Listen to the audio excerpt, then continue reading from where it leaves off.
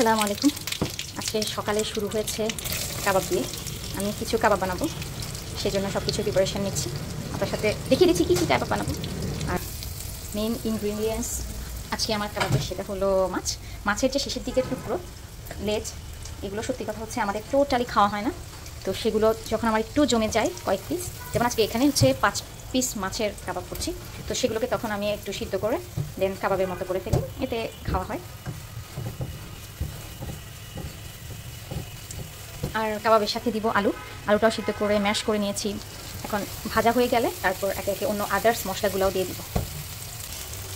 এরপর আমি এখানে বিভিন্ন মশলা ইউজ করেছি, যেমন ধনিয়া, জিরা, আদা, আর রসুন তো আগে দিয়েছি। তারপর হচ্ছে একটু চিলি ফ্লেক্স, গোলমরিচ, এগুলো দিয়ে এখন মশলাটাকে ভালো করে কষিয়ে নিব। আমি একটু গরম মশলাও দিব। কিছু কাঁচামরিচও আমি কুচু করে নিচ্ছি দিয়ে দেওয়ার জন্য। কাঁচামরিচ কুচিটা মশলার সাথে দিয়ে ভালো করে মাখিয়ে আমি মাছগুলো দিয়ে দিচ্ছি। মাছগুলো দেওয়ার পরে আমি ভালো করে নাড়িয়ে মাখিয়ে নেব। ভালো করে মাছ মিশিয়ে নিয়ে এখন আলুটা দিচ্ছি, সেটা ভালো করে মিশিয়ে নেব।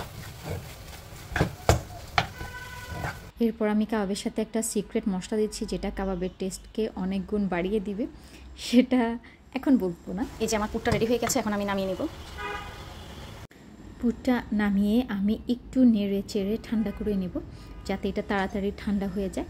দেন আমি ছোট ছোট করে আগে বল করে নিচ্ছি। যে কোনো কিছু বানাতে আমি ছোট ছোট আগে বল করি, সেই জন্য, কারণ হচ্ছে আগে বল করে নিলে সবগুলো সাইজগুলো সমান হয়, আর এরপর আমি করে ফেলতে আমার খুব ইজি মনে হয়।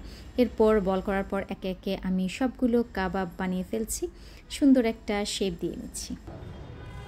আমার এখানে মোট 21টার মতো কাবাব হয়েছে, 20টা ডিমে, সরি, আমার এখানে মাছ ছিল 5 পিস, আলু ছিল একটু ছোট সাইজের, এগুলো 6 পিসের মতো, আর সেখানে কাবাব হয়েছে এতগুলো।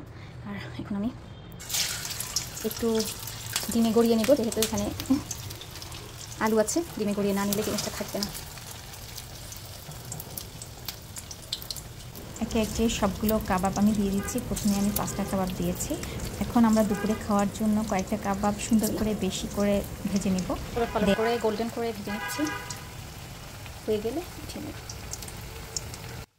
দেন বাকিগুলোকে একটু অল্প ভেজে আমি দেন স্টোর করব।